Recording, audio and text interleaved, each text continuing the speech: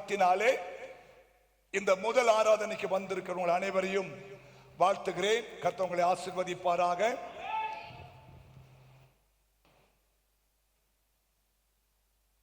கடவுள் நம்மோடு பேசுகிற ஒரு நேரம். கடவுள் பேசுவாராங்க, கட்டாயம் பேசுவார். கடவுள் பேசுவாரா? இயேசு பேசுவார். அவர் பேசுகிற தெய்வம், அவர் நடக்கிற தெய்வம், அவர் தொடுகிற தெய்வம், அவர் உணர்கிற தெய்வம், தூரத்திலேயே இருந்து நம்மை பார்க்கிற தெய்வம். ஆமென். புரியுதா?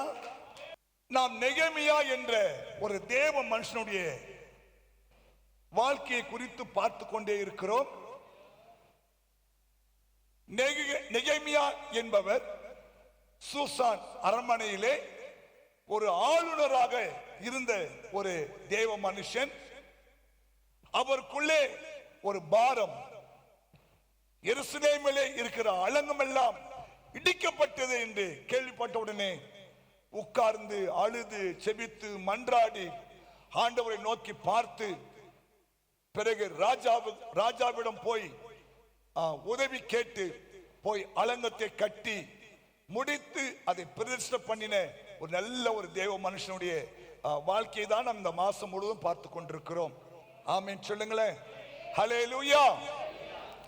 இன்றைக்கும் அந்த நெகேமியாவுடைய வாழ்க்கையில ஒரு முக்கியமான ஒருவரை நான் உங்களுக்கு இன்ட்ரோடியூஸ் பண்ண போகிறேன்.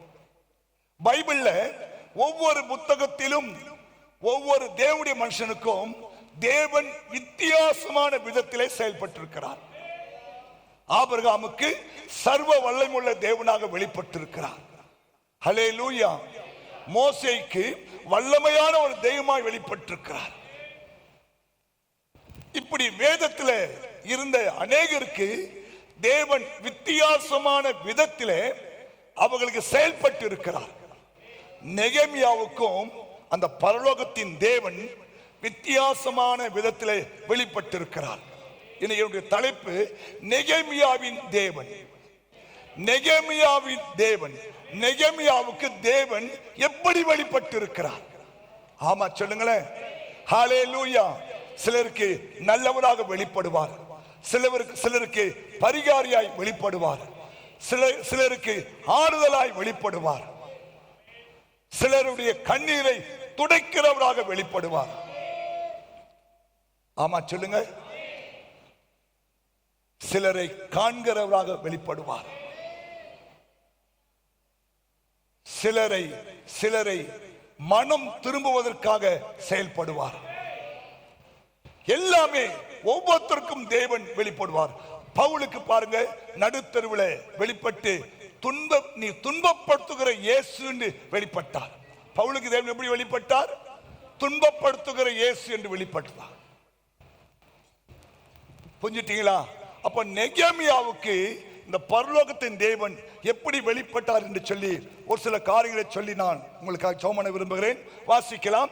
நெகேமியா எழுதின புஸ்தகம் 1ஆம் அதிகாரம் 9வது வசனம். நீங்கள் என்னிடத்திலே திரும்பி என் கற்பனைகளை கைக்கொண்டு அவைகளின்படி செய்வீர்களானால் உங்களிலே தள்ளுண்டு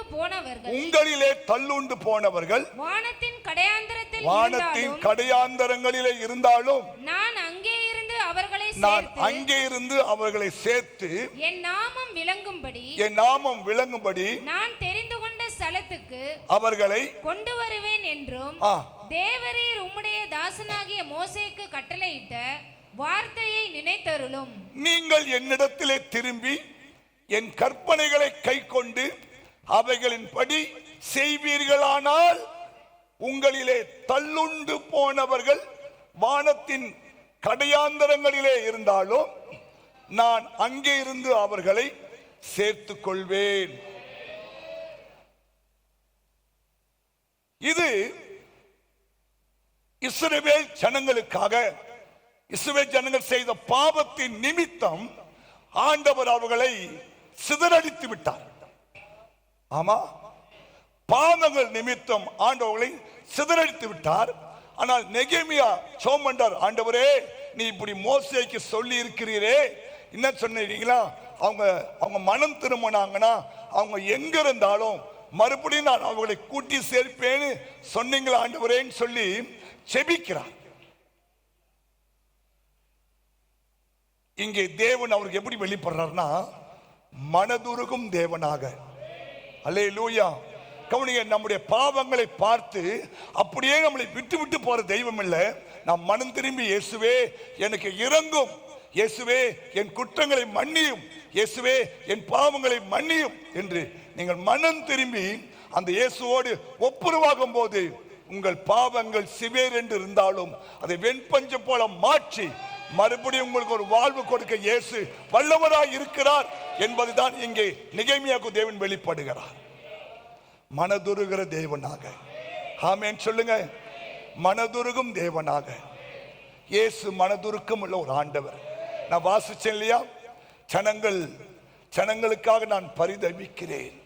இந்த உலகத்தில் எத்தனையோ தெய்வங்கள் வந்தாலும் கவனிங்க, மனிதனுக்காய் பரிதபிக்கிற ஒரு தெய்வம், மனுஷனுடைய பாவங்களை மன்னிக்கிற தெய்வம், மனுஷனுடைய பாவங்களுக்காக தன்னையே பலியாக கொடுத்த ஒரு தெய்வம் இல்லையா, மனுஷனுடைய பாவங்களுக்காக சிலுவையை சுமந்த தெய்வம் இல்லையா. ஹல்லேலூயா. நம்முடைய எல்லாருடைய பாவத்தையும் அவர் ஏற்றுக்கொண்டு நமக்காக சிலுவையிலே மரித்த ஒரு தெய்வம், மனதுருக்கம் உள்ள ஒரு தெய்வம். ஆமா சொல்லுங்க. அப்ப நெகேமியாவுக்கு தேவன் மனதுருக்கம் உள்ள தெய்வமாய் வெளிப்பட்டிருக்கிறார். ஹல்லேலூயா. எத்தனை அதை விசுவாசிக்கிறீங்க? எத்தனை பேர் தேவனுடைய மனதுருக்கத்தை நீங்கள் அனுபவிச்சிருக்கீங்க? தேவனுடைய மனதுருக்கத்தை அனுபவிச்சிருக்கீங்களா? அனுபவிச்சிருக்கீங்களா? எத்தனையோ தரம் அவருடைய மனதுருக்கம் நமக்கு உதவி செய்திருக்கிறது. ஹல்லேலூயா. அந்த இயேசு உங்களுக்கு இந்த நாளில், இந்த வாரத்தில் மனதுருக்கம் உடையவராக இல்லையா, நீங்கள் மனம்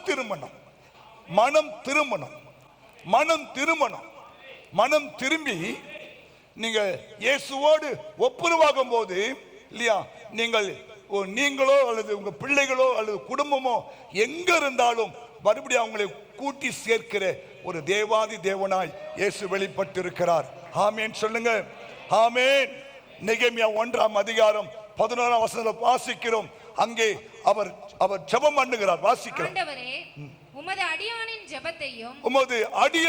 ஜெபத்தையும் உமது நாமத்துக்கு பயப்பட வேண்டும் என்று விரும்புகிற உமது அடியாரின் ஜெபத்தையும் உமது செவிகள் கவனித்திருப்பதாக இன்றைக்கு உமது அடியானுக்கு காரியத்தை கைகூட வர பண்ணி இந்த மனுஷனுக்கு முன்பாக எனக்கு ஒரு இரக்கம் செய்யும் ஆண்டவரே. கவனிங்க, மனதுருக்கம் உள்ள தேவனை தெரியுமா, இரக்கம் செய்கிற ஆண்டவர். ஆமென் சொல்லுங்க.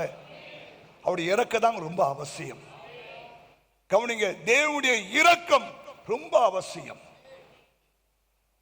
டாக்டரால இல்லையா உங்க வாழ்க்கையில அற்புதம் செய்யவே முடியாது. எவ்வளவு பெரிய டாக்டர் இருந்தாலும் அவர் சொல்ற ஒரு வார்த்தை, சார் எங்களால் முடிஞ்ச வரைக்கும் நாங்க செஞ்சிட்டோம், இனிமேல் கடவுள் தான் உங்களுக்கு உதவி செய்யும் சொல்றாங்களா? சொல்றாங்க. ஏன் டாக்டரால ஒரு சில காரியம் தான் செய்ய முடியும், ஆனா கடவுளால் மாத்திரம்தான் முழுமையாய் செய்ய முடியும். அதுக்கு அவருடைய இரக்கம் நமக்கு அவசியம். அவருடைய இரக்கம் அவசியம். ஹல்லேலூயா. நம் ஆண்டவர் இரக்கத்திலே ஐஸ்வர்யம் உள்ள ஒரு ஆண்டவர். இரக்கத்திலே ஐஸ்வர்யம் உள்ள ஒரு ஆண்டவர். ஒரு முறை பைபிள்ல போட்டிருக்கு, கவனிங்க. ஒரு மனுஷன் எருசலேமில் இருந்து எரிகோவுக்கு போகிறான். ஒரு மனுஷன் கவனிங்க, எங்கிருந்து கிளம்புறான்? எருசலேம் என்பது மலைப்பாங்கான தேசம், எரிகோ என்பது பள்ளமான தேசம். ஒரு மனுஷன் எருசலேமில் இருந்து எரிகோவுக்கு போகிறான். போகிற வழியிலே கள்ளர்கள் அவனை பிடித்து அடித்து கவனிங்க அவனை குற்றூராய் விட்டு போய்விட்டார்கள். கவனிக்கணும். அந்த வழியாய் ஒரு லேவியன் வருகிறார், பார்த்து விட்டு போய்விடுகிறான். அந்த வழியாய் ஒரு ஆசாரியன் வருகிறான், அவனை பார்த்து விட்டு போய்விடுகிறான். அவங்களா மத தலைவர்கள். மூன்றாவதாக தான் சமாரியன் ஒருவன் வருகிறான். சமாரியன் ஒருவன் வருகிறான். பின்பு சமாரியன் ஒருவன் பிரயாணமாய் வருகிறான். சமாரியன் ஒருவன் பிரயாணமாய் வந்து அவனை கண்டு, யாரை கண்டா? குற்றுயிராய் விடப்பட்ட மனுஷனை கண்டு மனதுருகி, அவன் மேல ஒரு மனதுருக்கம். யார் பெத்த புள்ளியோ தெரியப்பா, இப்படி அச்சு போட்டு போயிட்டானுங்களேன்னு சொல்லி இல்லையா, மனதுருகி கிட்ட வந்து அவனுடைய காயங்களில் எண்ணெயும் திராட்சரசமும் வார்த்து காயங்களை கட்டி அவனை தன் சுய வாகனத்தின் மேல் ஏற்றி சத்திரத்துக்கு கொண்டு போய் அவனை பராமரித்தான். அப்புறம் மறுநாளிலே தான் புறப்படும் போது 2 பணத்தை எடுத்து சத்திரத்தான் கையில் கொடுத்து, நீ இவனை விசாரித்துக்கொள், அதிகமாய் ஏதாகிலும் இவனுக்காக செலவழித்தால் நான் திரும்பி வரும்போது அதை உனக்கு தருவேன் என்றான். இப்படி இருக்க கள்ளர் கையில் அகப்பட்டவனுக்கு இந்த 3 பேரிலே எவன் பிறனாய் இருந்தான் உனக்கு எப்படி தோன்றுகிறது என்று இயேசு கேட்டார். அதற்கு அவன், அவனுக்கு இரக்கம் செய்தவனை கைத்தட்டுங்க பார்க்கலாம். அவனுக்கு இரக்கம் செய்தவன். ஹல்லேலூயா. இதை இயேசுவே அந்த நாட்களில் ஒரு ஓமையாய் சொன்னார். ஆமென் சொல்லுங்க. இரக்கம் ரொம்ப அவசியம். அதனால்தான் நம்ம அதிகமா தேவனுடைய இரக்கத்துக்காய் நிறைய செபிக்கணும். ஹல்லேலூயா. அவருடைய இரக்கம் மாத்திரம்தான் நமக்கு எல்லா விதத்திலும் உதவி செய்யும். ஆமென் சொல்லுங்க. நீங்க கஷ்டப்படும் போது, துன்பப்படும் போது, வேதனைப்படும் போது, வியாதிப்படும் போது இல்லையா, நீங்க தனிமையில போகும்போது, எந்த சூழ்நிலை நீங்கள் போனாலும் உங்களுக்கு இரக்கம் செய்கிற ஒரே ஒரு தெய்வம் இந்த இயேசு மாத்திரமே. இரக்கம் அது ஒரு தெய்வத்தினுடைய மனதுருக்கம். ஆமென் சொல்லுங்க. ஹல்லேலூயா. இப்ப வாஸ்தவம் இல்லையா, மத்தேயு 15ஆம் அதிகாரம் 32ஆம் வசனம், அதையும் நீங்க மறுபடியும் பாருங்களேன் இல்லையா. ஜனங்கள் 3 நாட்களாக இயேசு கிறிஸ்துவினுடைய பிரசங்கத்தை கேட்டுக் கொண்டிருக்கிறார்கள். 3 நாள் முடிஞ்ச உடனே அவர்களை அனுப்பிவிட வேண்டும் என்று யோசிக்க போது கவனிங்க, சீசர் சொல்றாங்க, சீக்கிரமா அனுப்பிச்சிருங்க ஆண்டவரே, பொழுது போறதுக்குள்ள அவங்களை வீட்டுக்கு அனுப்பிச்சிருங்கன்னு சொல்றாங்க சீஷர்கள். ஆனால் இயேசு என்ன பண்ணல, அதை விரும்பவே இல்லை. ஏன்னா கவனிங்க, அவங்க வழியிலே என்ன பண்ணுவாங்களாம், சோர்ந்து போயிடுவாங்க, பசி மயக்கத்தில் எங்கன்னா விழுந்துருவாங்கன்னு சொல்லி இயேசு அறிந்தார். சகோதரனே கவனிங்க, இயேசு தம்முடைய சீஷர்களை அழைத்து, ஜனங்களுக்காக நான் பரிதபிக்கிறேன், வருத்தப்பட்டு பாரம் சுமக்கிறவர்களே எல்லாரும் என்னிடத்துல வாருங்கள். திருடன் திருடவும் கொல்லவும் அழிக்கவும் வருவான், நானோ ஜீவனை உண்டாக்கவும் அது பரிபூர்ணப்பட வந்தேன் சொன்ன ஒரே ஒரு தெய்வம் ஆண்டவராகிய இயேசு கிறிஸ்து. இரக்கத்திலே ஐஸ்வர்யம் உள்ள ஒரு ஆண்டவர். அதான் பைபிள் சொல்லுது, இரக்கம் உள்ளவர்கள் பாக்கியவான்கள், அவர்கள் இரக்கம் பெறுவார்கள். ஆமென் சொல்லுங்க. இரக்கம். இயேசு உங்களுக்கு இரக்கம் பாராட்டுவார். இயேசு உங்களுக்கு எத்தனை நம்புறீங்க? அவர் இரக்கமுள்ள தெய்வம். ஆமென். அவர் இரக்கமுள்ள தெய்வம். பாருங்க, நான் ஜனங்களுக்காய் பரிதபிக்கிறேன். ஆமென். வேற யாரும் அது சொல்ல முடியாது. கவனிங்க, அவர் ஜனங்களுக்காய் பரிதபிக்கிற ஒரு ஆண்டவர். அதுதாங்க தன் ஜீவனையே நமக்காய் கொடுத்தார். ஹல்லேலூயா. ஒரு இரக்கமுள்ள ஒரு தெய்வம். அவர் நெகேமியாவுக்கு தேவன் எப்படி வெளிப்பட்டார்னா, மனதுருக்கமுள்ள தெய்வமாக, இரக்கமுள்ள தெய்வமாக மாத்திரமல்ல, தகுதியானவர்களுடைய ஜெபத்தை கேட்கிற தேவனாக. இங்க தகுதியானவருடைய ஜெபத்தை தான் அவர் கேட்பார். ஆமென். நெகேமியா 2ஆம் அதிகாரம் 6 முதல் 8 வசந்த வாசிங்க பார்க்கலாம். எல்லாருடைய ஜெபத்தையும் தேவன் கேட்பதில்லை. ஜெபிக்கிறவர்கள் ஜெபம் கேட்கப்படுவதற்கு அவர்கள் தகுதியா இருக்க வேண்டும்.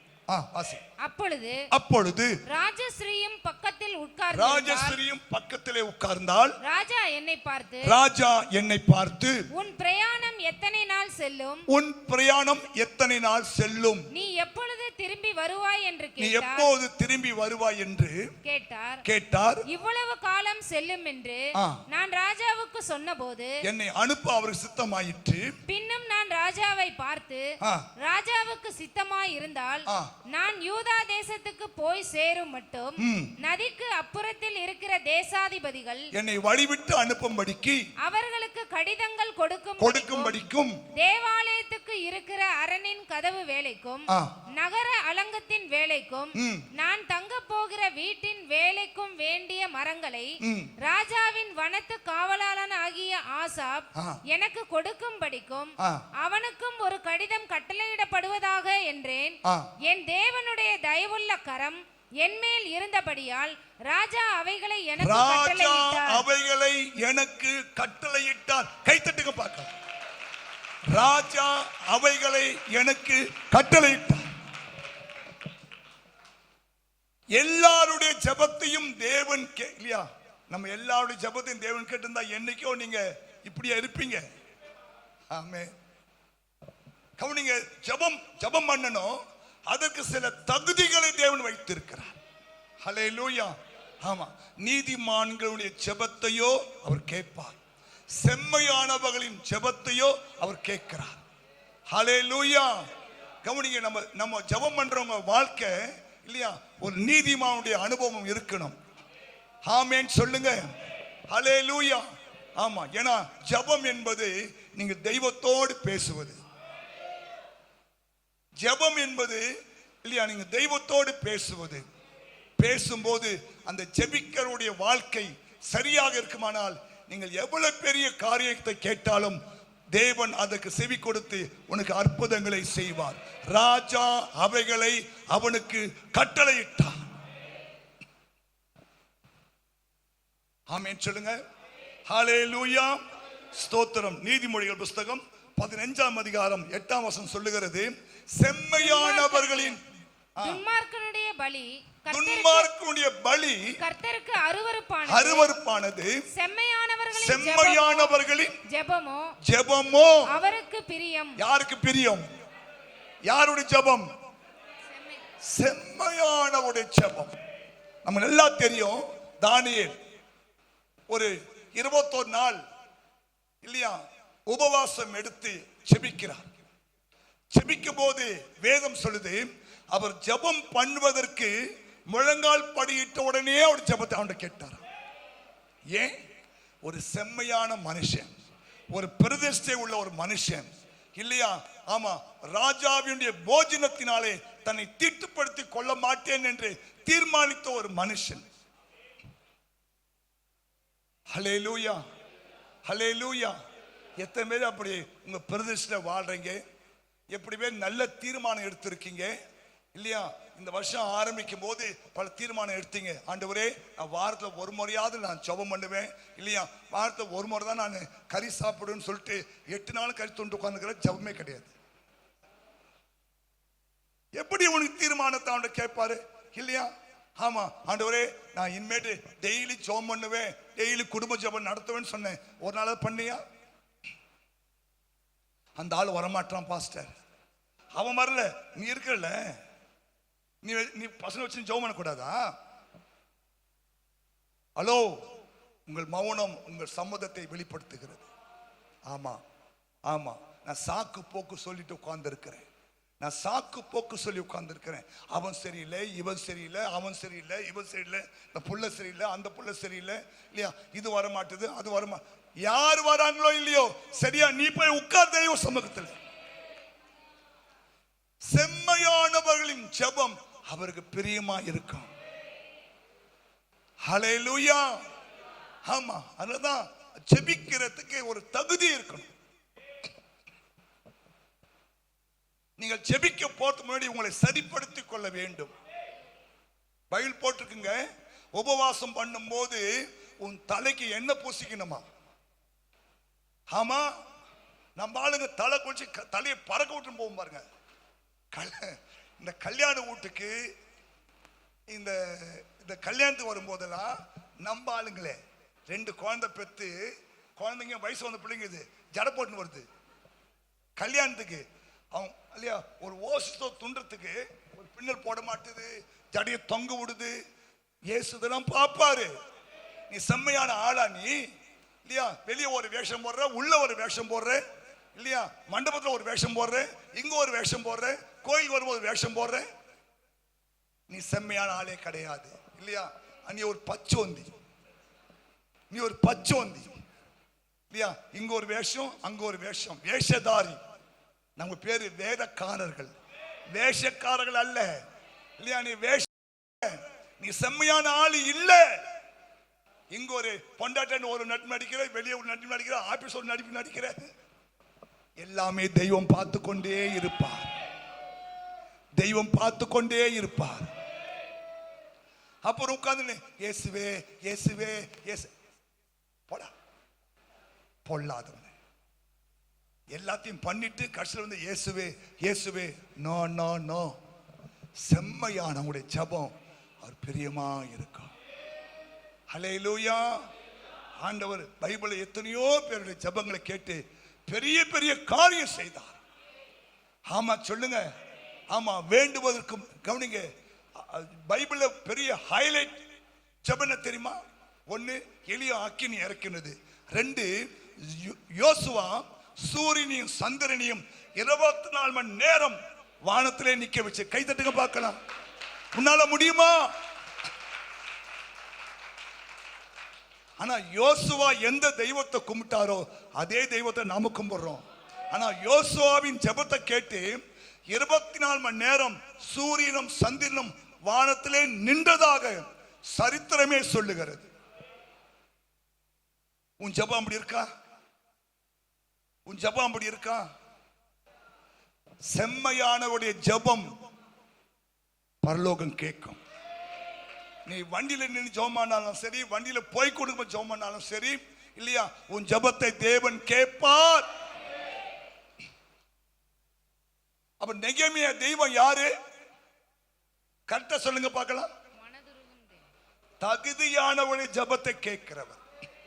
எல்லாருடைய ஜெபத்தையும் கேட்க மாட்டாரு. உனக்கு அது தகுதி இருக்கணும். அதுக்குதான் இயேசுவின் ரத்தம்.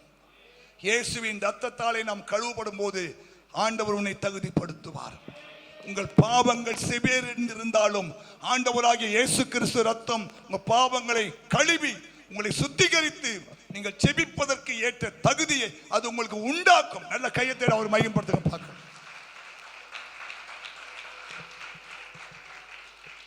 ஏசாயா 59ஆம் அதிகாரம் 1ஆம் வசனம் சொல்லுகிறது, இதோ ரட்சிக்கப்படக்கூடாதபடிக்கு தேவனுடைய கரம் ஒன்றும் குறுகவில்லை, கேட்க கூடாதபடிக்கு அவருடைய செவி ஒன்றும் மந்தமாகவில்லை. உங்கள் அக்கிரமங்களே உங்களுக்கும் உங்கள் தேவனுக்கும் நடுவாக பிரிவினை உண்டாக்குகிறது. கவனிங்க, நிறைய பேர் இங்க இருக்கிற நிறைய பேருடைய ஒரு கஷ்டம் என்னன்னா, என் ஜெபத்தை ஆண்டவர் கேட்கவே இல்லை, அவர் காது இருக்கான்னு தெரியல, அவர் கண்ணு இருக்கான்னு தெரியல இல்லையா, நானும் எவ்வளோ ஜெபம் பண்றேன் கேட்கலையேன்னு நீங்க இங்க கஷ்டப்பட்டு வந்திருக்கீங்க. ஆனா பைபிள் தெளிவா சொல்லுது இல்லையா, ரட்சிக்கப்படக்கூடாதபடிக்கு என் கரம் ஒன்றும் குறுகல, கேட்க கூடாதபடிக்கு என் செவி ஒன்றும். அப்படின்னா என்ன? உங்கள் அக்கிரமங்கள் சகோதரா, உங்க அக்கிரமங்கள், நீ தெரிந்தோ தெரியாமலோ செய்த பாவங்கள், அக்கிரமங்கள் உங்களுக்கும் தேவனுக்கும் நடுவாக பிரிவினை உண்டாக்கி கொண்டே இருக்கிறது. கவனிங்க, சில சமயம் பாருங்க நம்ம வாழ்க்கையில இல்லையா, கவனிங்க, அக்கிரமங்கள். அதான் நம்ம அந்த மாதிரி அக்கிரமத்துக்கெல்லாம் போயிடக்கூடாது என்னைக்குமே. அக்கிரமம், பாவம், துணிகரம், அடுத்த வீட்டை கெடுப்பது, அடுத்த மனைவியை கெடுப்பது, அடுத்த புருஷனை கெடுப்பது இல்லையா, ஆமா, இதெல்லாம் அக்கிரமமான காரியங்கள். லஞ்சம் வாங்கிறது, கள்ள தராசு, அநியாய காசு, பொய், இதெல்லாம் அக்கிரமம். செய்யக்கூடாது. இதெல்லாம் பண்ணிட்டு போய் ஜெபம்னா எப்படி ஜெபம் கேட்கப்படும்? உன் அக்கிரமங்களே உங்களுக்கும் தேவனுக்கும் நடுவாக பிரிவினை உண்டாக்குகிறது. தகுதியான ஜெபம் இருக்கணும். ஆமா சொல்லுங்க. கர்த்தருடைய பிள்ளைகள் ஒரு முறை மகாத்மா காந்தி இப்படி சொன்னாராம், நான் இயேசுவை நேசிக்கிறேன், ஆனால் கிறிஸ்தவர்களை நான் வெறுக்கிறேன். ஏன்? கிறிஸ்தவன் என்று பெயரை வைத்துக் கொண்டு இல்லையா கிறிஸ்து பெயரையே கெடுக்கிறாங்க. கிறிஸ்து ரொம்ப நல்லவர் இல்லையா? அவர் ஜனங்களுக்காய் பரிதபிக்கிறவர், ஜனங்களுடைய பாரங்களை புரிந்தவர், அவங்க பட்டினியா இருக்கிறாங்க தெரிந்த ஆண்டவர், அவங்க தேவையை சந்திக்க விருப்பப்படுற ஆண்டவர், ஒண்ணுமே இல்லைனாலும் கூட இல்லையா இருக்கதை கொண்டு அவர் பெரிய காரியங்களை செய்கிற ஆண்டவர். தகுதியா இருக்கணும், அக்கிரமத்துக்கெல்லாம் பார்க்க கூடாது. ஹல்லேலூயா. அநியாயம் செய்கிறவன் இல்லையா முட்டையிட்டு குச்சி பொறிக்காம போற கௌதாரிக்கு சமமா இருப்பான். ஏன்? அநியாயம் செஞ்சிட்டா அது பலன் நீ சாப்பிட முடியாது. கௌதாரிக்கு முட்டை தெரியுமா, குஞ்சு பொறிக்க தெரியாதா? இந்த மாதிரி அநியாயம் செய்யறவங்க எப்படி தெரியுமா, முட்டையிட்டு குஞ்சு பொறிக்காம போகிற கௌதாரிக்கு சமம். அநியாயம் வேண்டாம், அக்கிரமம் வேண்டாம், தீமைகள் வேண்டாம். இயேசு தீமைகளை வெறுக்கிறார். ஆமா சொல்லுங்க. தேவனுடைய பிள்ளைகள் எங்க இருந்தாலும் கிறிஸ்துவின் சுபாவத்தோடு இருக்கணும் இல்லையா? உங்களோடு கிறிஸ்து இருக்கிறார் என்பது உங்க வாழ்க்கையில செய்கையில எல்லாம் வெளிப்பட வேண்டும், பேச்சில வெளிப்பட வேண்டும், செயல வெளிப்பட வேண்டும். நைட்டிங்கேல் இல்லையா? நைட்டிங்கேல் அவங்க தான் மருத்துவச்சிகளின் தாய். கவனிங்க, அந்த நாட்கள் ஒரு பெரிய போர் ஏற்பட்டு அநேகர் கை உடைந்து கால் உடைந்து இல்லையா வேதனைப்பட்டு இருந்த சூழ்நிலையில இவங்க போய் அவங்களை ஒவ்வொருத்தராக பார்த்து அவங்களுக்கு உதவிகளை செய்து காயங்களை கட்டி அவங்களுக்கு ஒரு தாய் போல இருந்தபடினால்தான் அந்த அம்மையாரை இல்லையா மருத்துவச்சிகளின் தாய் என்று சொல்லுகிறார்கள். கைத்தட்டுங்க பார்க்கலாம். ஒரு கரிசனை. கவனிங்க, எத்தனை பேரு பொய் சொல்றீங்க? ஏன் பாஸ்டர் அதெல்லாம் கேட்கறீங்க? பொய் சொல்லாம ஏதாவது நடக்குமா பாஸ்டர்? பொய்யர் அனைவரும் இரண்டாம் மரணமாகிய அக்கினிக்கு போவாங்க. பொய் சொல்லக்கூடாது, பொய் சொல்லக்கூடாது, திருடக்கூடாது, பொய் சாட்சி சொல்லக்கூடாது. உன் தகப்பனின் தாயின் கனம் பண்ணணும் இல்லையா? ஆமா, ஸ்தோத்திரம். அப்புறம் என்ன? பிறர் பொருளை இச்சிக்க கூடாது. ஹல்லேலூயா. 10 கற்பனை படிச்சிருக்கீங்களா இல்லையா? நிறைவேற்றுறீங்க. என்னமா? களவு செய்யக்கூடாது, பொய் சாட்சி சொல்லக்கூடாது இல்லையா? சத்தியமா நான் சொல்றேன். நீ சத்தியமான்னு சொல்லும் போது ஏதோ தப்பு பண்றேன்னு அர்த்தம். உண்மையான தேவனுடைய பிள்ளை வாழ்க்கை இந்த சத்தியம் என்ற வார்த்தையே வராது. என் கூட இயேசு இருக்காருங்க, நான் சொல்ற வார்த்தை நம்புங்க. ஆமா, எத்தனை வாலி பிள்ளைகள் பெற்றோர் ஏமாத்தி இந்த வேலண்டைன் டேஸ் போனீங்கன்னு தெரியாது, இயேசு அறிவார். ஆனா வீட்டுல அம்மா ஃப்ரெண்டு வர சொன்னாங்க, நான் ஃப்ரெண்ட் வீட்டுக்கு போயிட்டு வரட்டேன். ஆமா, ஃப்ரெண்ட் வீட்டுக்கு போனியா, நீ மகாபலிபுரம் போனியா, நீ வந்து முட்டுக்காடு போனியா, நீ வந்து அப்புறம் நம்ம முதலியாருக்கு போனியா? இயேசு அறிவார். நீ அநியாயம் பண்ணி இருக்கிற, அது வேண்டிய பலனை நீ அனுபவிக்கணும். ஐயோ பாவமே, தெரியாம செஞ்சிட்டேன் பாஸ்டர். நீ குழந்தையா? நன்மை தீவிர வயசு வந்துச்சு உனக்கு, குழந்தையா நீ? நான் போன எப்படி பாஸ் தெரியும்? இயேசு எல்லாம் தெரியும்ல, நான் அவருடைய ஊழியக்காரன்ல. அவன் எந்த ரகசியத்தையும் என் கூட பகிர்ந்து கொள்வார் அவர். ஆமா, பேப்பரை போட்டுருந்தான் நேத்து. அவங்க அப்படி ஜோடியா உட்கார்ந்து இருக்குது. ஆனா முகத்தை மட்டும் காட்டல,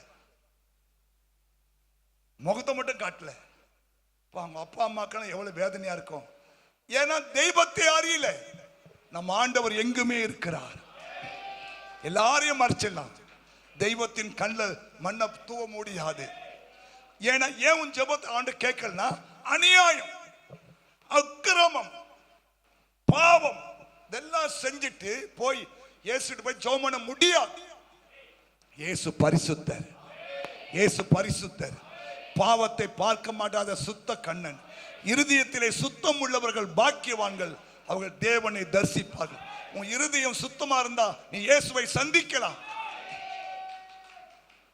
ஆமா, ஆமா, அதனால அநியாயம் செஞ்சுட்டு, அக்கிரமம் செஞ்சுட்டு இல்லையா, டாஸ்மாக் போயிட்டு இல்லையா, கல்லு குடிச்சிட்டு, பீடி பிடிச்சிட்டு, சிகரெட் பிடிச்சிட்டு இல்லையா, தோத்திரம் நீ வந்து ஜெபம் பண்ணினா உன் ஜெபத்தெல்லாம் ஆண்டவர் கேட்பாருன்னு நான் செய்ய மாட்டேன் பாஸ்டர். உன்னை சொல்லலப்பா, நான் பிடிக்கிற ஆளை சொல்றேன்.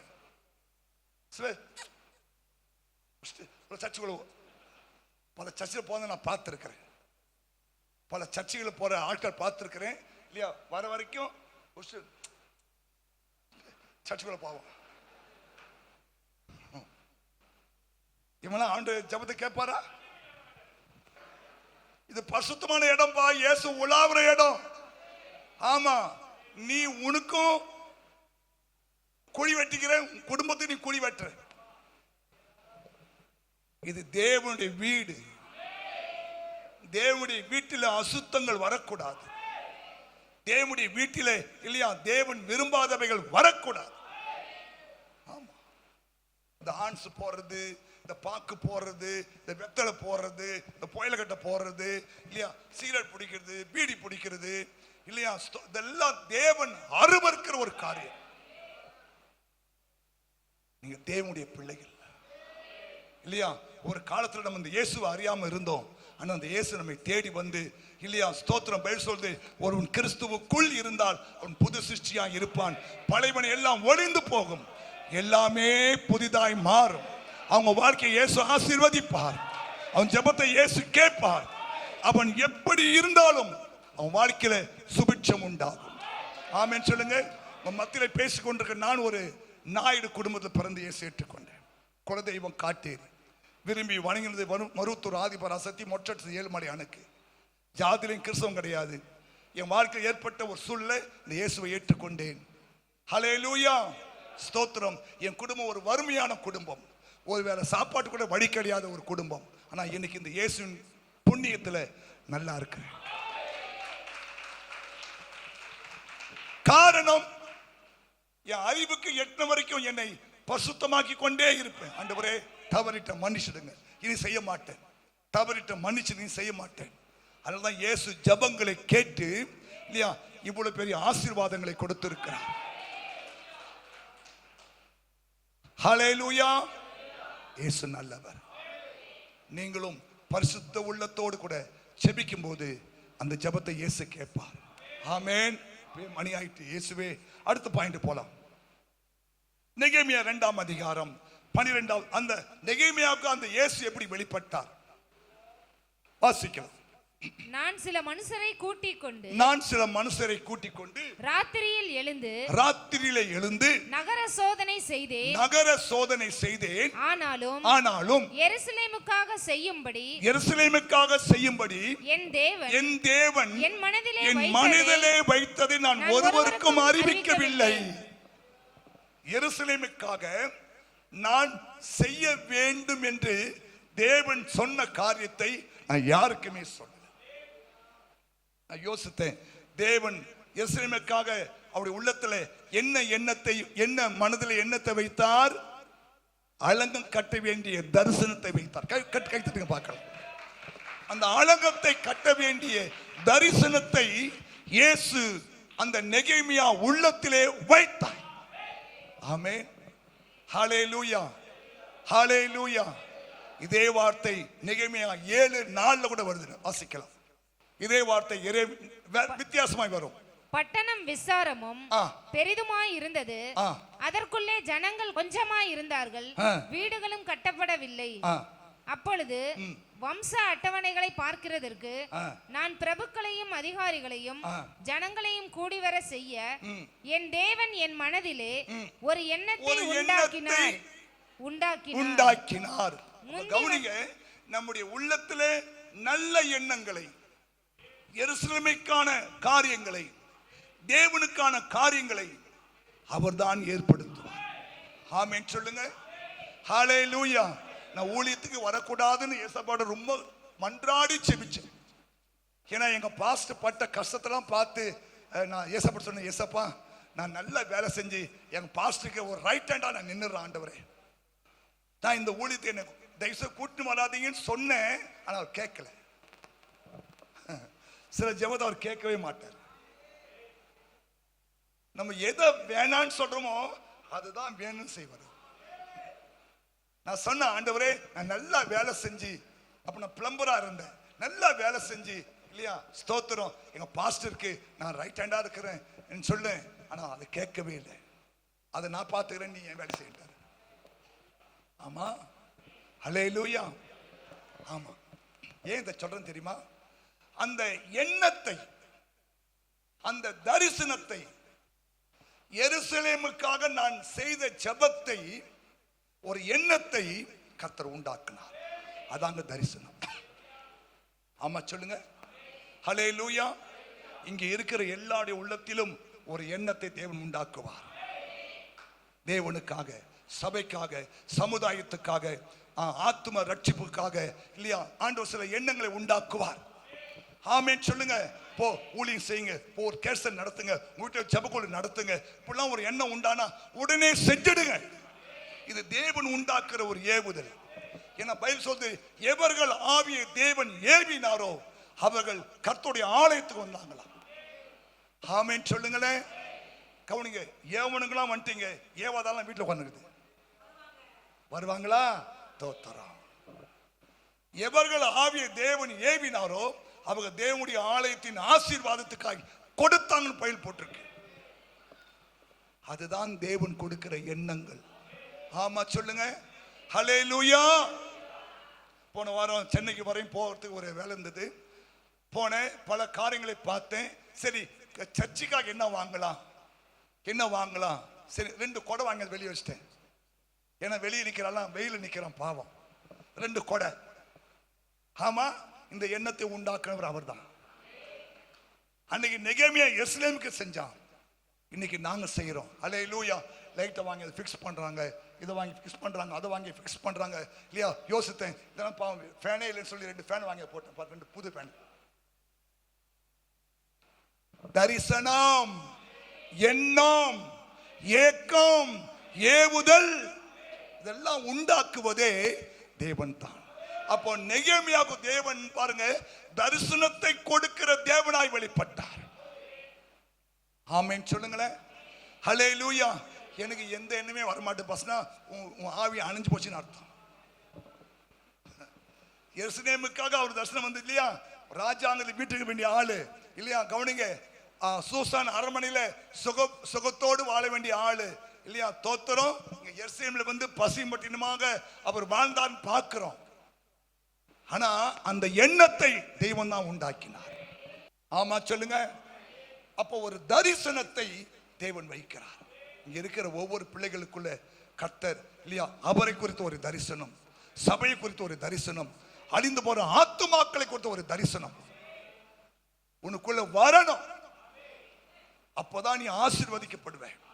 யோசேப்புக்கு 17 வயசுலயே அவன் எதிர்காலத்தை குறித்த ஒரு தரிசனத்தை கர்த்தர் கொடுத்தார். 30வது வயசுல இல்லையா, ஒரு தேசத்துக்கு நீ என்ன பண்ணுவ, அதிபதியாய் மாறுவ. அதை எப்ப கொடுத்தார் ஆண்டவர்?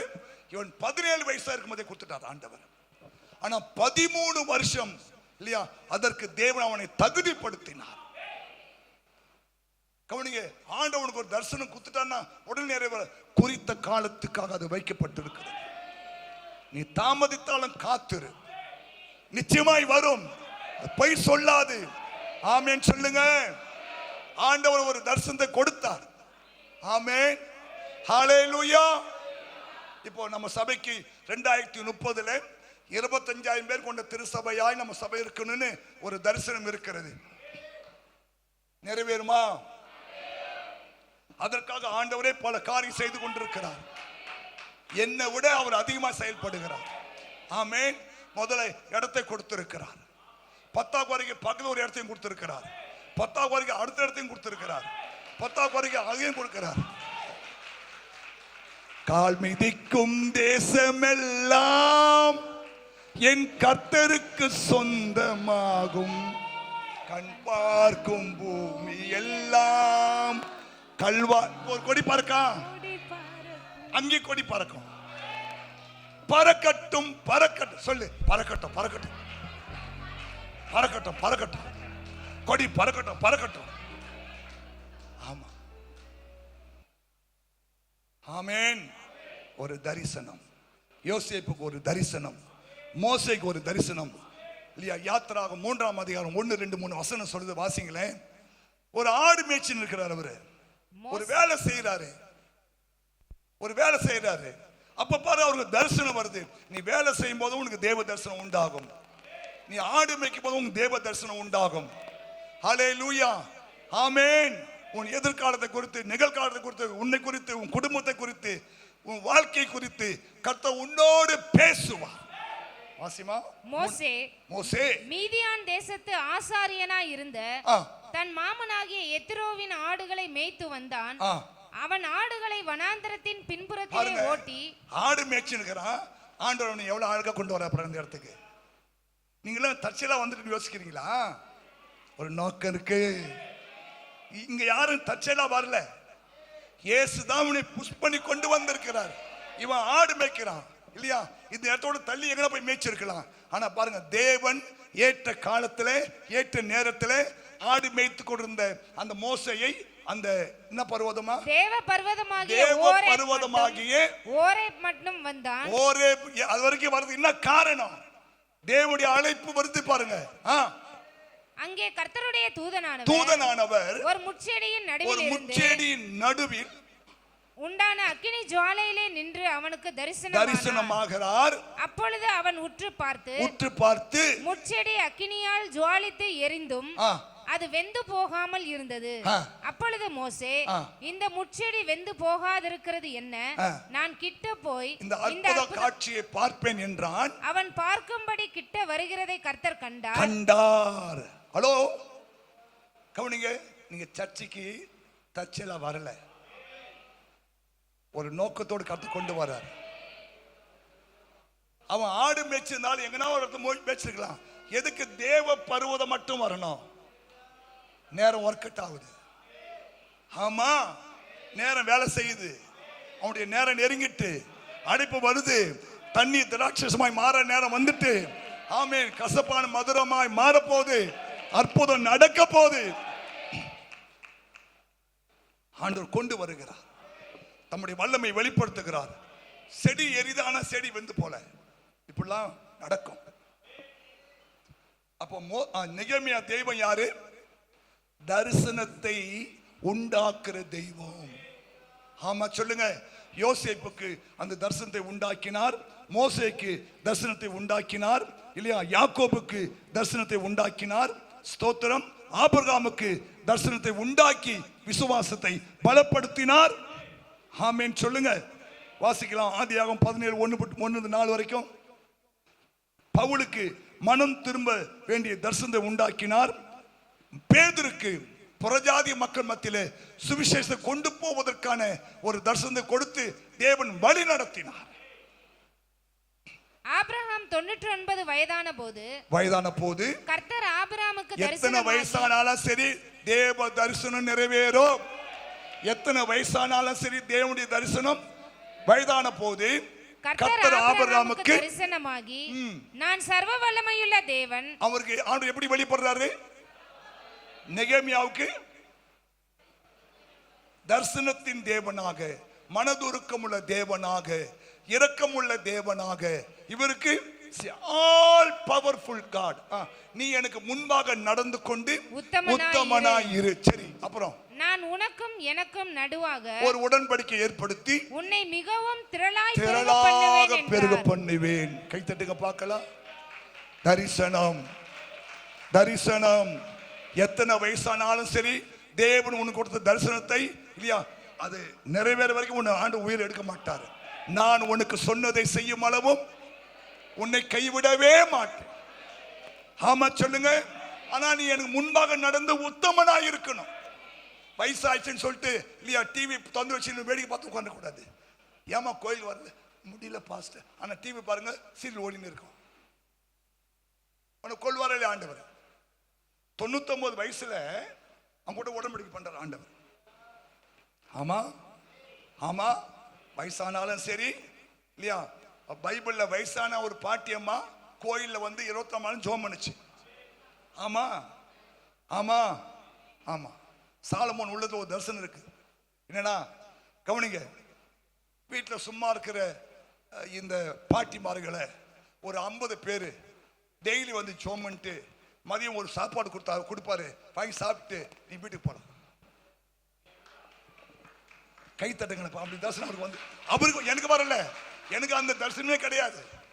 அவருக்கு அந்த தரிசனம் என்னன்னா, வீட்டை சும்மா அந்த பாட்டி மாதிரிலாம் வீட்டை சும்மா தானே, மருமகளுக்கு மாமியாருக்கு சண்டை வரும், பேசி நீச்சு உட்காந்துருக்கும். அதுக்காக என்ன பண்ணு, கரெக்டாக 9 மணிக்கு பேக் மாட்டி வந்துட வேண்டியது. இங்கே வந்து உங்களுக்கு ஜப குறிப்பு கொடுப்பாங்க இல்லையா, ஜபம் பண்ணிட்டு மதியம் உனக்கு ஒரு சும்மா சிம்பிளான ஒரு சாப்பாடு, இலை வச்சு தலைவாழை இலை போட்டுலாம் செய்ய மாட்டாங்க.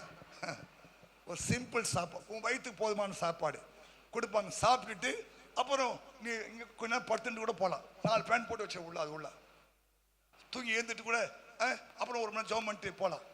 நல்லா இருக்கு பசங்க திட்டம், நல்லா இருக்கா? நீ ஒரு கிலோ அரிசி வாங்கி கொடு, நீ 1 கிலோ பருப்பு வாங்கி கொடு, 4 பேர் சாப்பிட்டு போட்டுமே. ஏன்னு கொடுக்க வேணா, அவராண்டு கொடுங்க. தரிசனம், தரிசனம். இதெல்லாம் தரிசனம் சோறு போடுறது. ஆமா, ஏழைக்கு இறங்குகிறவன், கடன் கொடுக்கிற ஆண்டவருக்கு 4 ஏழைகளை கூப்பிட்டு சோறு போட்டு பாரு, 4 முடியாத ஆட்கள் சோறு போடு. ஹல்லேலூயா. போடா டே. ஆனா நீயும் அப்படி திரும்ப சொல்லக்கூடாது. ஏய் போடா டே, பாஸ்டர் சோறு போடுறாரா, நீ போட வேண்டிய அவசியம். டே போடி, டே மருமகள் பார்த்து நீ போடி போடி, அப்புறம் வெறுத்துக்காத. நைட் அங்கதான் போய் படுக்கணும். நைட்டு இங்க படுக்க முடியாது. யாரையும் வெறுத்தக்கூடாது. ஆமா, போடி. இயேசுநாதர் சோறு போடுறாரு இல்லையா? ஆமா, உன் சோறுனா பிஸ்கோத்து சோறு அப்படிலாம் சொல்லாத. ஆமா, நீ எதால கெட்டுனா நோரால் தான் கெட்டு. வாய அடக்கு, வாய அடக்கு. நீ வாயாடு. சண்டைக்காரியும் கோபக்காரி கூட குடும்பம் நடத்தவே முடியாது. சண்டைக்காரி, இவங்களை பார்த்து சண்டைக்காரன் ஏன் சொல்லவே இல்லை. இவன் சண்டைக்காரன், இவன் கோபக்காரன். இவர் கோபம் தான் சொல்வாரு, கட்சி என்னதான் சொல்ற. இது கோபம் தான் ஆரம்பிக்கும். ஏடியிலிருந்து டிசி வரைக்கும் வரா. அன்னைக்கு நானே அன்னைக்கு உங்க அம்மா என்னை பத்தி திட்டினால நீ வாய முன்னு கம்முன்னு நின்றல. நான் மறந்தே போயிட்டு. நீ மறக்கலாம், நான் மறப்பனா? அமைதியா வந்தியா, ஜோம் பண்ணியா, ஒரு உண்ட சோறு கொடுத்தா சாப்பிட்டு மறுபடியும் அந்த வீடு தான் போறோம். அமைதியா இரு. வீரப்பெல்லாம் பேசாத, வீரப்பெல்லாம் பேசக்கூடாது. போடி. எங்க பாஸ்டர் இருக்காரு. ஏமா, பாஸ்டர்லாம் தரிசனம் கிடையாது, ஏதோ அவருக்கு சின்ன தரிசனம் வந்தா இருக்குது. எப்படியாவது ஒரு 50 பேருக்கு சோமன்னா சபை நல்லா இருக்குமே. கை தட்டுங்க அந்த மனுஷனுக்காக. நமக்கெல்லாம் அந்த தரிசனம் வரலைங்க. 1,60,00,000 வாங்கி இந்த 50 பேர் சோறு போட்டு உட்கார்ந்துருக்கிறாரு. நமக்கு அந்த தரிசனம் வரமாட்டுது. நமக்கு அந்த தரிசனம் வரமாட்டுது. வரணும், வரணும். நம்ம ஆண்டவர் தரிசனத்தின் நெகேமியாவுக்கு வந்தனால்தான் போய் எருசலேமின் அலங்கத்தை கட்டினாரு. 52 நாளுக்குள்ளேயே அந்த அலங்கம் கட்டி முடிக்கப்பட்டது. தேவ நாமம் மகிமைப்பட்டது. எல்லாம் அந்த எருசலேமுக்குள்ளே எதிரிகள் வந்துட்டு இருப்பாங்க. அந்த எருசலேமுக்குள்ளே, எருசலேம் என்றாலே தேவனுடைய நகரம். தேவனுடைய நகரத்துல எதிரிகள் வரக்கூடாது என்பதை அறிந்த செபித்த இவருக்குள்ளே ஒரு தரிசனம் வருகிறது. போய் அந்த எருசலேமின் அலங்கத்தை கட்டு. ஆமா சொல்லு. நீங்கள் எருசலேமின் அலங்கத்தை கட்டினா உன் அலங்கத்தை இயேசு கட்டுவார். நம்புறீங்க? நீங்கள் கிறிஸ்துவுக்காய் செயல்பட்டா கிறிஸ்து உனக்காய் செயல்படுவார். ஆமா சொல்லுங்களேன். ஹல்லேலூயா. 3 காரணம் சொல்ல முடியுது. மொத்தம் இந்த பைபிள்ல நெகேமியா தெய்வம் ஒரு 5 நான் கொண்டு வந்திருக்கேன். நெகேமியா புக்கில் 5 வகையான விதத்தில் தேவன் வெளிப்பட்டு இருக்கிறார். ஹல்லேலூயா. ஆமென். யுத்தம் பண்ணுகிற தேவன், நம்முடைய நற்கிரியை நினைத்தருளும் தேவன், ஐடியா கொடுக்கும் தேவன், ஐஸ்வர்யனாக மாற்றும் தேவன், அற்புதங்கள் செய்யும் தேவன், தேவைகளை சந்திக்கும் தேவன், மன்னிக்கும் தேவன், கைவிடாத தேவன், நல்ல ஆவியை தரும் தேவன், சந்தோஷத்தை தரும் தேவன். இந்த நெகேமியா புத்தகத்தில் இவ்வளோ காரியத்தை ஒரு தேவன் செஞ்சிருக்கிறார். அதுதான் சொல்றாரு, பரலோகத்தின் தேவனானவர் எங்களுக்கு. ஏன் அவர் நெகேமியாவுக்கு இப்படிப்பட்ட விதமாக செயல்பட்டிருக்கிறார். சந்தோஷத்தை கொடுத்தார், கைவிடாத தெய்வம். அவருக்காக யுத்தம் பண்ணினார், நல்ல ஆவியை கொடுத்து உணர்வை உண்டாக்கினார். ஆமென் சொல்லுங்க. அற்புதங்களை செய்தார், தேவைகளை சந்தித்தார், மன்னித்தார். ஆமென். ஐடியா கொடுத்தார். ஹல்லேலூயா. உங்களுக்கும் இந்த தேவன் இந்த வாரத்தில் நல்ல ஐடியா கொடுப்பார் இல்லையா? செல்வனாவதற்கு வேண்டிய காரியங்களை செய்வார், உங்களுக்காக யுத்தம் பண்ணுவார்.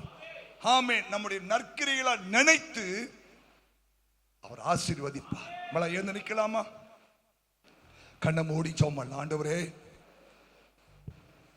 அவர் மனதுருக்கம் உள்ள தேவன், தகுதியானவருடைய ஜெபத்தை கேட்டு அற்புதங்களை செய்கிற ஒரு தேவன், தரிசனத்தை கொடுத்து அதை நிறைவேற்றுவதற்கான நிறைய ஐடியாக்களை, தேவைகளை, அற்புதங்களை, அதிசயங்களை செய்து நடத்தின ஒரு தெய்வம், யுத்தம் பண்ணி சத்துருக்களை சிதறடித்த ஒரு தெய்வம், நம்முடைய நற்கிரைகளை நினைத்து நன்மை செய்கிற ஒரு தெய்வம், ஐடியா கொடுத்து அற்புதங்களை செய்கிற ஒரு ஆண்டவர்.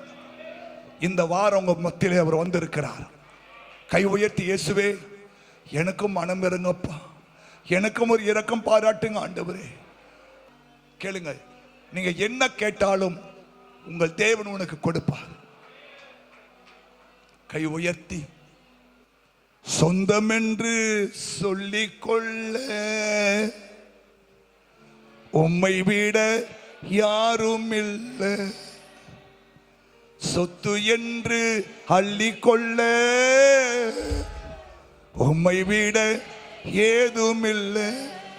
இயேசுவே இயேசுவே எல்லாம் இயேசுவே. சொல்லுங்க, இயேசுவே இயேசுவே எல்லாம் இயேசுவே. சொந்தம் என்று சொல்லிக்கொள்ள உம்மை விட யாரும் இல்லை, சொத்து என்று அள்ளிக்கொள்ள உம்மை விட ஏதும் இல்லை. இயேசுவே இயேசுவே. சொல்லுங்க, இயேசுவே எல்லாம் அவர்தான்.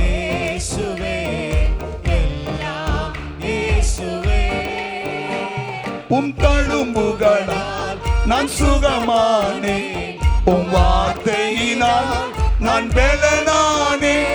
உம் தழும்புகளால் நான் சுகமானேன், உம் வார்த்தையினால் நான் பெலனானேன். நான் பெலனானேன், நான் பெலனானேன்.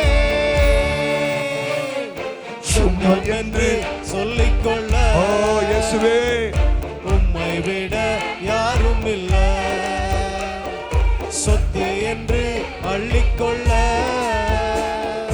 உம்மை விட ஏதும் இல்லை. இயேசுவே இயேசுவே எல்லாம் இயேசுவே இயேசுவே. சொந்தம்னு சொல்ல யாரும் இல்லப்பா. நெகேமியாவின் தெய்வமே எனக்கு சொந்தமாய் மாறிவிடும். உம் கிருபையினால் நான் பிழைத்துக் கொண்டேன், உம் பாசத்தினால் நான் திகைத்து போனேன். உம் கிருபையினால் நான் பிழைத்துக் கொண்டேன், பாசத்தினால் பாசத்தினால் நான் திகைத்து போனேன். நான் திகைத்து போனேன், நான் திகைத்து போனேன். சொந்தம் என்று சொல்லிக்கொள்ள உம்மை விட யாரும் இல்லை. ஏசப்பா, சொத்து என்று அள்ளிக்கொள்ள உம்மை விட ஏதும் இல்லை. சொல்லுங்க, இயேசுவே இயேசுவே எல்லாம் இயேசுதான். இயேசுவே. நெகேமியாவுக்கு அந்த ஆண்டவர் எல்லா விதத்திலும் உதவி செய்தார். மனதுருக்கத்தின் தெய்வமாக, இரக்கத்தின் தெய்வம். உம்மாவியினால் நான் பிறந்து விட்டேன், ஊழியத்திற்காய் நான் உயிர் வாழ்வேன், நான் உயிர் வாழ்வேன், நான்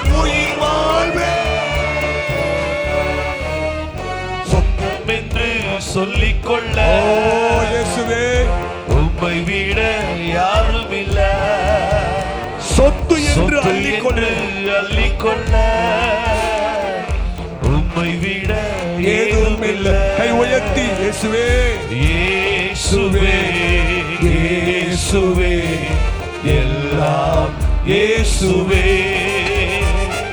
இயேசுவே இயேசுவே எல்லாம் ஹல்லேலூயா. எத்தனை பேர் இந்த இயேசு உங்களை ஒப்பு கொடுக்கிறீங்க? எத்தனை பேர் இந்த இயேசு உங்களை ஒப்பு கொடுக்கிறீங்க? உங்களுக்காய் மனதுருகிற தெய்வம், உங்க மேல கரிசனை உள்ள ஒரு தெய்வம், உங்க மேல அன்பு காட்டுகிற ஒரு தெய்வம், நீங்கள் சோர்ந்து போவதை அறிந்திருக்கிற ஒரு தெய்வம், உங்கள் தேவைகளை சந்திக்கிற ஒரு தெய்வம், உங்கள் வியாதிகளை குணமாக்குற தெய்வம், உங்களுக்காய் யுத்தம் பண்ணுகிற ஒரு தெய்வம், உங்களுக்குள்ள தேவ தரிசனத்தை உண்டாக்குற தெய்வம். ஆமென் ஆமென். உங்கள் ஜெபங்களை கேட்டு உங்களுக்கு அற்புதம் செய்கிற ஒரு தெய்வம் மத்தியில் இருக்கிறார். ஒப்பு கொடுங்க. இயேசுவே, என்னை ஒப்பு கொடுக்கிற ஆண்டவரே, இந்த தெய்வத்தை நான் அறிந்து கொள்ள, இந்த தெய்வத்தை நான் புரிந்து கொள்ள, நெகேமியாவின் தெய்வத்தை நான் தொடர்ந்து விசுவாசிக்க என் மேல கிருபையாயிரும் கேளுங்க.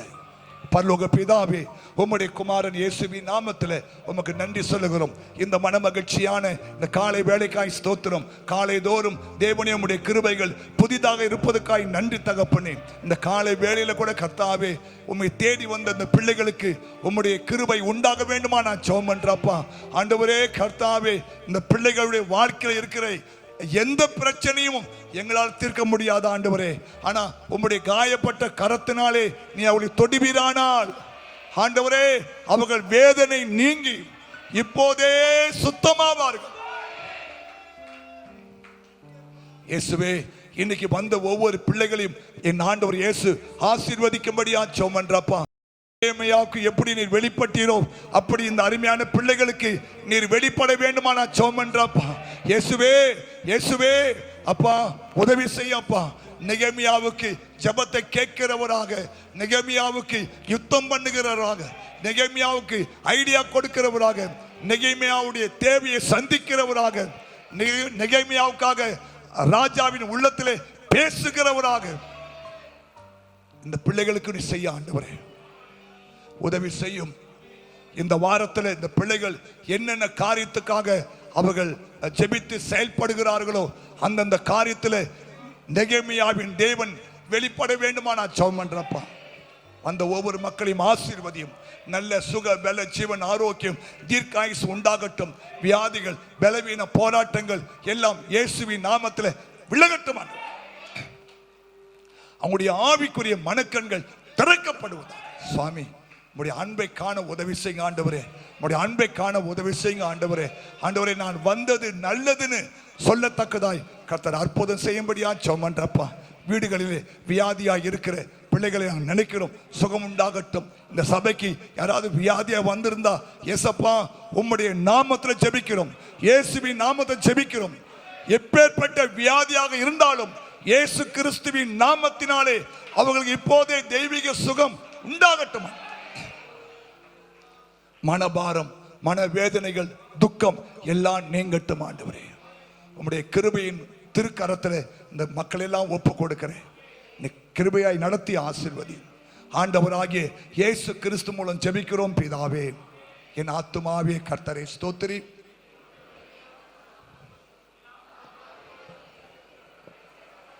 நம்முடைய பிதாவாகிய தேவனுடைய அன்பும் கர்த்தராகிய இயேசு கிறிஸ்துவின் கிருபையும் பரிசுத்த ஆவியானுடைய ஐக்கியமும் எப்போதும் எப்போதும் சதா காலமும் கர்த்தருடைய வருகை மட்டும் நம்மை காத்துக் கொள்வாராக.